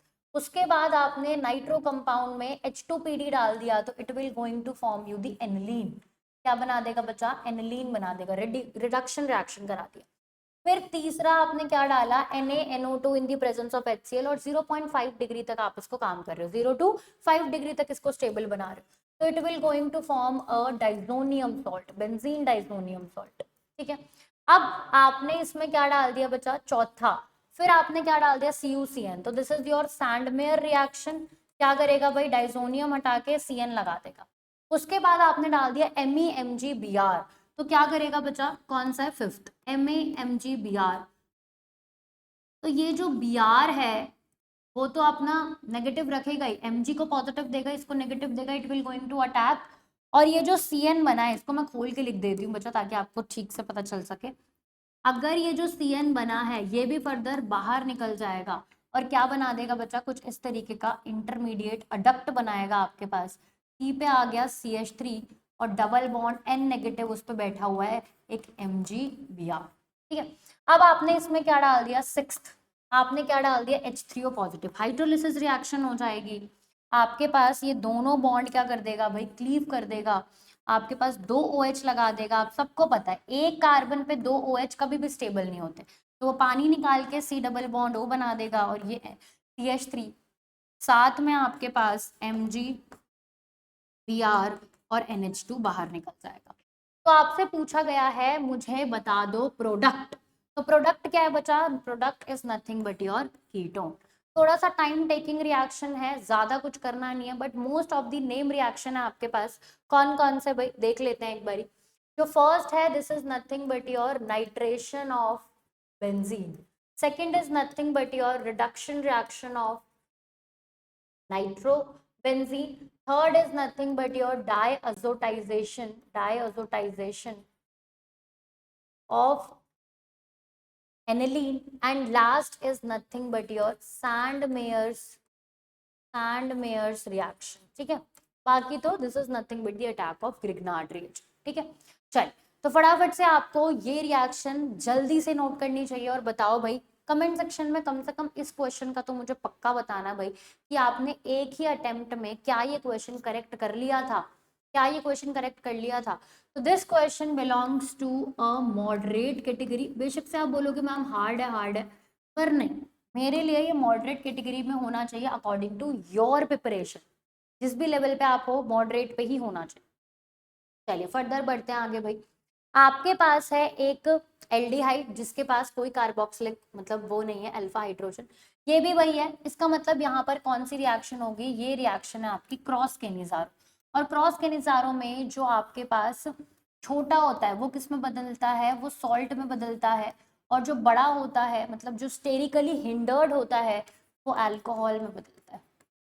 सॉल्ट किसका, कार्बोक्सिलिक एसिड। तो ध्यान से देखते हैं भाई, कार्बोक्सिलिक एसिड का सॉल्ट और अल्कोहल, मतलब फोर्थ पार्ट आपका हो जाएगा। तो 3-3 जा रहे हैं भाई अभी तो। आगे बढ़ते हैं। आपके पास है carboxylic acid, red phosphorus Cl2। This reaction is your Hell Volhard Zelinsky. This reaction is your cross Cannizzaro. Hell Volhard Zelinsky reaction मतलब this is your third. B का क्या हो जाएगा बचा, थर्ड। बी का थर्ड। नेक्स्ट आपके पास है CH3CHO। अब ये क्या बनाएगा बचा आपके पास, this is nothing but your iodoform reaction. CH3 निकाल, CHI3 निकाल देगा, this is nothing but your iodoform. ये जो आपके पास NaOI है, this is nothing but your NaOH plus I2। ठीक है, घबराना नहीं है इसको। This is your benzaldehyde. और ये दोनों मिलके क्या करते हैं बचा, ये एक कॉम्प्लेक्स बनाते हैं, this is nothing but your Tollens test. ये क्या है बच्चा आपके पास, टॉलेंस टेस्ट। तो टॉलेंस टेस्ट में ये आपका कार्बोक्सिलिक एसिड का सॉल्ट बन जाता है। तो फिर साफ साफ पता चल रहा है कि डी का क्या है भाई, 1। अब देख लेते हैं फटाफट से। तो बी का तो 3 था, अब डी का 1 एक में ही है आपके पास, कौन सा, फर्स्ट। डी का 1 एक में ही है बच्चा आपका, कौन सा, फर्स्ट। ठीक है भाई, हो जाना चाहिए था। चल आगे बढ़ते। चल ये क्वेश्चन एनसीईआरटी से डायरेक्ट उठ के आ गया है, तो क्या मैं ये क्वेश्चन होमवर्क दे सकती हूँ, क्या ये आप मुझे सॉल्व करके दिखाओगे। कुछ भी नहीं होगा। सॉल्ट स्ट्रॉन्ग हीटिंग करेगा, आपके पास क्या होगा भाई, यहाँ पर हीटिंग करेगा, अमोनिया बाहर निकल जाएगा। स्ट्रॉन्ग हीटिंग करेगा, अमोनिया बाहर निकल जाएगा। हीटिंग करेगा, H2O बाहर निकल जाएगा। थैलामाइड आपका बनना चाहिए। तो थैलामाइड मैं आपको यहाँ पर टिक तो करवा देती हूँ। क्या आप मुझे कमेंट सेक्शन में बता सकते हो कि ये क्वेश्चन आपकी कौन सी कैटेगरी में बिलोंग करता है। बहुत इजी कैटेगरी है भाई, डायरेक्ट एनसीईआरटी का क्वेश्चन। आगे बढ़ते। अगर बायोमोलिक्यूल से क्वेश्चन आया तो इस तरीके के क्वेश्चन देखने को मिल सकते हैं, अगेन बेस्ड ऑन एनसीईआरटी। ये क्या है बच्चा, glucose, Br2H2। This is nothing but your mild oxidizing agent, mild oxidizing agent. तो ये आपके एल्डिहाइड को तो कार्बोक्सिलिक एसिड में बदल देगा, पर अल्कोहल्स को नहीं बदल पाएगा। और जो इसका प्रोडक्ट बनता है उसका भी नाम है भाई, क्या नाम है, ग्लूकोनिक एसिड। क्या नाम है बच्चा, ग्लूकोनिक एसिड। मतलब बहुत आसान क्वेश्चन। आगे बढ़ते हैं। Choose zero positive negative overlapping respectively from the following. अब देखो ये भी बढ़िया क्वेश्चन आपके पास है केमिकल बॉन्डिंग चैप्टर से। केमिकल बॉन्डिंग चैप्टर से आप एक्सपेक्ट कर सकते हो कम से कम 3 question, no problem in that. चलो देखते। अगर यहाँ पर मैं z एक्सेस की बात कर रही हूँ और ये मैंने px ले रखा है, तो ये पॉजिटिव पॉजिटिव अट्रैक्ट करेगा, पर ये नेगेटिव नेगेटिव क्या कर देगा, बिल्कुल ही रिपेल कर देगा। मतलब ना ही वो ठीक से अट्रैक्ट कर रहा है, ना ही वो ठीक से रिपेल कर रहा है। मतलब this belongs to no bonding, मतलब जीरो कैटेगरी। तो जीरो का पूछा था आपसे सबसे पहले, तो ए होना चाहिए, ए। बी बोल दिया गलत हो गया, सी बोल दिया गलत हो गया, ए। 4। आगे बढ़ते हैं। अब देखो हमारे पास जब भी ओवरलैपिंग होगी, बेशक से ये आपकी 4 लोब की ओवरलैपिंग है तो पाई बॉन्ड बनाएगा, लेकिन आपकी हमेशा सेम फेज में ओवरलैपिंग होगी, पॉजिटिव पॉजिटिव नेगेटिव नेगेटिव। ध्यान रखिएगा, these are not charges, these are just the representation of same phases. तो ये आपका बिल्कुल पॉजिटिव प्रेजेंट है भाई, बिल्कुल पॉजिटिव प्रेजेंट है, कोई प्रॉब्लम वाली बात नहीं। यहाँ पर आप देख पा रहे हो कि यहाँ पर ये आपके पास उल्टा काम कर रहा है, नेगेटिव पॉजिटिव नेगेटिव पॉजिटिव। तो ये बिल्कुल नेगेटिव का है, तो ए बी सी ही आपका करेक्ट ऑप्शन होना चाहिए। बी में पॉजिटिव पूछा था तो बी ही पॉजिटिव है आपके पास, और सी में आपका नेगेटिव पूछा था तो सी ही आपका नेगेटिव। क्लियर होती है भाई आप लोगों को इतनी बातें, क्या मैं यहाँ पर आपको आगे करवा सकती हूँ आप। फटाफट से हम आगे बढ़ते हैं बच्चा, चलिए फटाफट से आगे बढ़ते हैं। अब देखो, विच of the following is a buffer solution. ठीक है भाई, ये क्वेश्चन भी बढ़िया क्वेश्चन है, सारे हमें ऑप्शंस देखने पड़ेंगे, तो ये भी एक अच्छा क्वेश्चन है। देखते हैं, अगर हमें बफर सोल्यूशन चाहिए, क्या है भाई, अगर हमें बफर सोल्यूशन चाहिए बच्चा लोग, तो हमें क्या देखना पड़ता है, वहां पर हमें देखना पड़ता है कि मेरे पास वीक एसिड होना चाहिए, और मतलब लास्ट में जो भी रिएक्शन होगी वहां पर मुझे देखना चाहिए कि वीक एसिड होना चाहिए और वीक एसिड का सॉल्ट होना चाहिए। वीक एसिड और स्ट्रॉन्ग बेस का क्या होना चाहिए बच्चा, आपके पास सॉल्ट प्रेजेंट होना चाहिए। ठीक भाई, ठीक बात है। चलो आगे बढ़ते हैं, ये हमारा लास्ट में प्रेजेंट होना चाहिए सारी रिएक्शन करके। ठीक है भाई, चल आगे बढ़ते हैं। अब देखो यहाँ पर क्या है, this is your weak acid strong base हो जाएगा, वीक एसिड एसिड, ये तो आपका सॉल्ट ही नहीं बनाएगा। आगे बढ़ते हैं, तो ये तो ऑप्शन ऐसे एलिमिनेट हो गया, weak acid strong base, weak acid strong base. चल इन तीनों की तो रिएक्शन होगी कैसे, CH3COOH में आप डालोगे NaOH, तो ये क्या बना देगा बच्चा आपका, ये बना देगा CH3COO नेगेटिव और Na पॉजिटिव। ठीक बात है, इस तरीके से काम होगा। अब देखो आपको इन सब के क्या चाहिए भाई, मोल्स, तभी तो आप देख पाओगे। तो आपके पास क्या है, मिलीलीटर में दे रखा है और नॉर्मेलिटी, तो आप मिली इक्विवेलेंट्स निकाल सकते हो सबके, मिली मोल्स निकाल सकते हो सबके भाई, सबके क्या निकाल सकते हो, मिली मोल्स, तो मिली मोल्स में ही काम करेंगे। दोनों को मल्टीप्लाई करना है बस। नॉर्मेलिटी का क्या फॉर्मूला है, number of moles divided by volume. सही बात है। हम्म, देखो अब आपके पास क्या है भाई, आपके पास क्या प्रेजेंट है, आपके पास है 500 इंटू 0.5, तो कितना आ जाएगा 50 मिलीमोल। इसमें कितना है 550, ये भी कितना है बच्चा आपके पास, दिस इज ऑल्सो 50। सही बात है, तो 50-50 अगर आपके पास प्रेजेंट है तो दोनों ही यूज हो जाएंगे, दोनों ही यूज हो जाएंगे, और ये 0 0 और फिर ये क्या रह जाएगा 50 रह जाएगा। Is that clear. तो इसका मतलब ये तो नहीं हो सकता आपके पास, क्योंकि यहाँ पर क्या है, कोई भी वीक एसिड बचा ही नहीं, तो गलत हो गया। सेकंड वाला तो था ही नहीं, थर्ड वाले की बात करते तो कितना हो जाएगा बच्चा आपके पास, 500 मल्टीप्लाई, फिर से कितना आ गया 0, अब 500 मल्टीप्लाई बाय 2, तो कितना आ जाएगा बच्चा, इट विल बी और 100। तो अगर ये 100 प्रेजेंट है, ये 50 प्रेजेंट है, तो आप ध्यान से देख पा रहे हो कि ये तो पूरा क्या हो जाएगा कंज्यूम, ये पूरा कंज्यूम हो जाएगा, ये 50 बच जाएगा और ये 50 प्रोड्यूस हो जाएगा।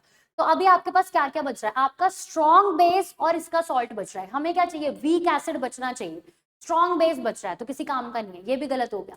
तो मतलब फोर्थ ऑप्शन ही मेरा करेक्ट ऑप्शन है। देख लेते हैं इसको भी एक बारी कैसे होगा। आपके पास है 500, ये इस बार कितना है बचा 100, और ये कितना है बचा आपके पास 50, मतलब ये 50 पूरा खर्च हो जाएगा, ये 50 खर्च होगा, 50 बच जाएगा और ये 50 बनेगा। तो इसका मतलब हमारे पास क्या क्या बच गया बफर में, एक तो वीक एसिड बच गया और एक क्या है भाई, उसका सॉल्ट बच गया। तो ये क्वेश्चन भी एक हार्ड लेवल क्वेश्चन था भाई, हार्ड या मॉडरेट दोनों कह सकते हो, पर थोड़ा सा कैलकुलेशन बेस्ड है, तो इसको हार्ड लेवल में मैं आराम से डाल सकती हूँ।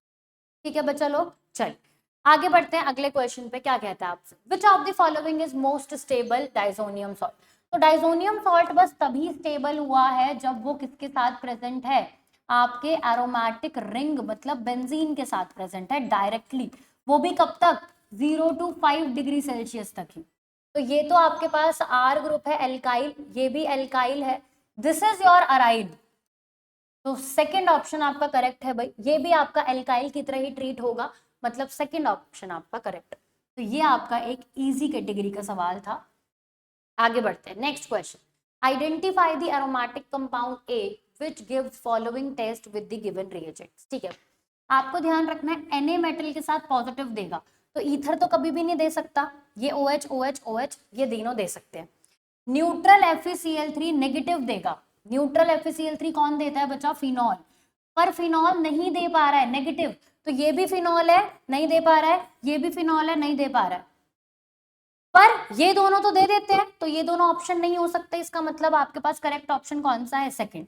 लास्ट भी देख लेते हैं, लूकास रिएजेंट टेस्ट पॉजिटिव देगा, लूकास कैसे जाता है SN1 मतलब बेंजाइलिक कार्बोकैटायन बनेगा, यस पॉजिटिव टेस्ट देगा।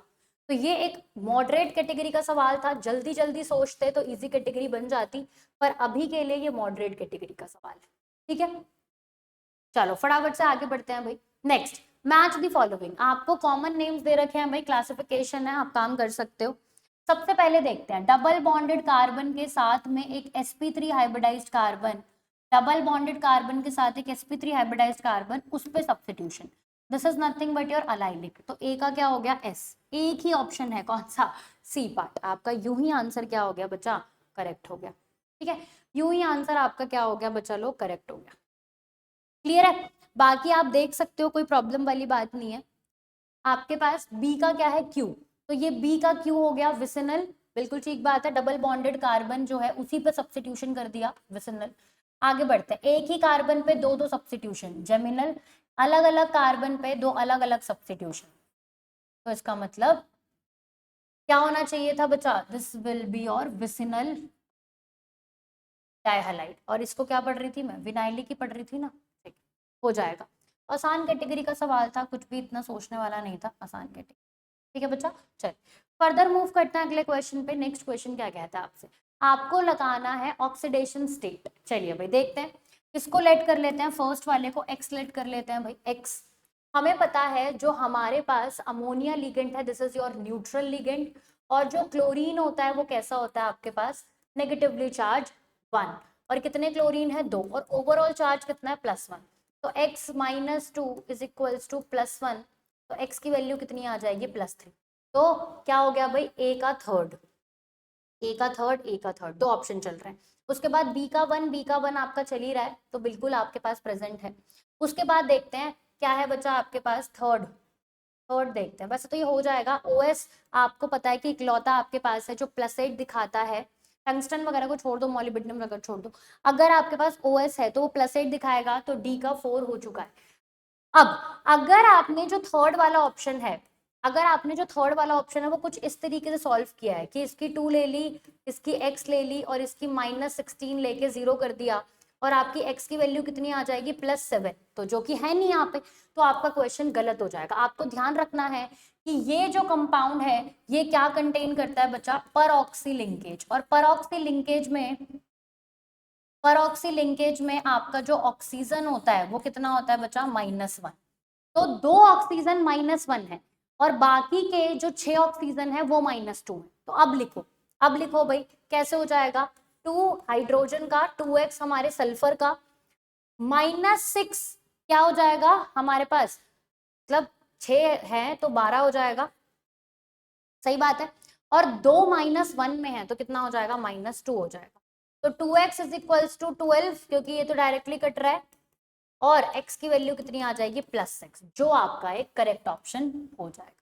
ठीक है भाई, क्लियर होती है इतनी बात। तो यहाँ पर सिर्फ थर्ड ऑप्शन आपका कंफ्यूजिंग है। अब ऐसा क्वेश्चन देख लिया है तो कभी कंफ्यूज मत होना, तो ये भी आपका एक मॉडरेट, या फिर मैं बोल दूं इसको इजी, क्योंकि ओएस का सबको पता होता है। OS I don't think so कि कोई बोलेगा कि नहीं पता है +8, है ना। चल अब हम बढ़ते हैं अपने लास्ट क्वेश्चन में। हम स्टार्ट करे थे और फिजिकल से और खत्म कर रहे हैं ऑर्गेनिक पे। ठीक है भाई, चलिए फटाफट से देखते हैं। Arrange the following canonical structures in their stability. तो सबसे पहले हमें ये पता होना चाहिए कि हम कैनोनिकल स्ट्रक्चर्स मतलब रेजोनेंस स्ट्रक्चर्स की स्टेबिलिटी कैसे देखते हैं। सबसे पहले हम देखते हैं बच्चा ऑक्टेट रूल, उसके बाद देखते हैं कि कोई अगर न्यूट्रल है तो वो ज्यादा स्टेबल होगा एज कंपेयर टू चार्ज, और अगर अब चार्ज है ही तो इलेक्ट्रोपॉजिटिव पे पॉजिटिव रखना है, और इलेक्ट्रोनेगेटिव पे क्या रखना है, नेगेटिव रखना है, सही बात है। और लास्टली आप देखते हो बच्चा लोग कि किस तरीके से आपके पास पॉजिटिव नेगेटिव है तो दूर दूर होना ही, पास पास होना चाहिए, मिनिमम डिस्टेंस पे होना चाहिए, और अगर आपके पास पॉजिटिव पॉजिटिव या फिर नेगेटिव नेगेटिव है तो ये कैसे होने चाहिए, मैक्सिमम डिस्टेंस पे होने चाहिए। ये अगर आपको 4 पॉइंट याद है तो आप किसी की भी रेजोनेटिंग स्ट्रक्चर की स्टेबिलिटी बता सकते हो। इजीएस्ट तरीका है, डिकोड करके दे रही हूँ आप लोगों को। चल सबसे पहले देखते हैं किसका ऑक्टेट कंप्लीट नहीं है। तो मुझे साफ साफ दिखाई दे रहा है इस कार्बन का ऑक्टेट कंप्लीट नहीं है, बाकी सबका ऑक्टेट कंप्लीट है ओवरऑल देखा जाए तो फोर्थ वाला तो सबसे लीस्ट हो जाएगा भाई, फोर्थ लीस्ट। अब इन तीनों में ऑक्टेट कंप्लीट है तो सेकंड रूल पे चल जाओ, न्यूट्रल, न्यूट्रल होना चाहिए, तो क्या होना चाहिए 1, तो इसका मतलब सेकंड ऑप्शन आपका करेक्ट ऑप्शन। उसके बाद आप देख लो नॉर्मली कि आपके पास इलेक्ट्रोपॉजिटिव पे पॉजिटिव, इलेक्ट्रोनेगेटिव पे नेगेटिव, मतलब थर्ड ऑप्शन आपका कैसा होना चाहिए, आपका less stable as compare to this, क्योंकि ऑक्सीजन मोर इलेक्ट्रोनेगेटिव है, नेगेटिव रखना चाहिए, इसको पॉजिटिव दे दिया कभी भी नहीं हो सकता। ठीक है भाई, तो इसी तरीके से बच्चा हमने सारे क्वेश्चन सॉल्व कर लिए। आई होप आपको गेस्ट पेपर 3 काफी अच्छा लगा होगा। अगर मैं इसके सेफ स्कोर की बात करूं तो काफी बढ़िया बढ़िया क्वेश्चन थे, थोड़ा सा लेंदी था पेपर, इसी वजह से मैं इसका सेफ स्कोर 145 रख रही हूँ भाई, सिर्फ और सिर्फ लेंदी की वजह से। आपका कंसेप्ट कहीं भी मुश्किल नहीं था, एक दो चीजें प्योरिटी वगैरह की आप देख सकते थे, बस वो आपको थोड़ा सा दिक्कत कर सकती थी, बाकी कोई कंसेप्ट आपका मुश्किल नहीं था। पेपर वॉज लेंदी, इसीलिए 145। ठीक है बच्चा लोग, तो thank you so much for joining this session. Do let me know your रीनीट target chemistry section में कितना कर रहे हो। ऑल्सो अगर आपको ये वीडियो अच्छा लगा हो, मेरे से पढ़ने में थोड़ा सा भी मजा आता हो, तो प्लीज हाइप दिस वीडियो, ताकि आपके और फ्रेंड्स को भी रिकमेंड हो और सबका सिलेक्शन कंफर्म हो जाए। ठीक है बच्चा लोग, तो do let me know that in comment section कैसा लगा सेशन, अपना रीनीट का टारगेट कमेंट करके। ठीक है बच्चा, मैं मिलती हूँ आपको नेक्स्ट गेस्ट पेपर में, और आई होप मैं अपने सारी टेक्निकल इश्यूज के बिना आऊंगी इस बार। ठीक है बच्चा लोग, थैंक यू।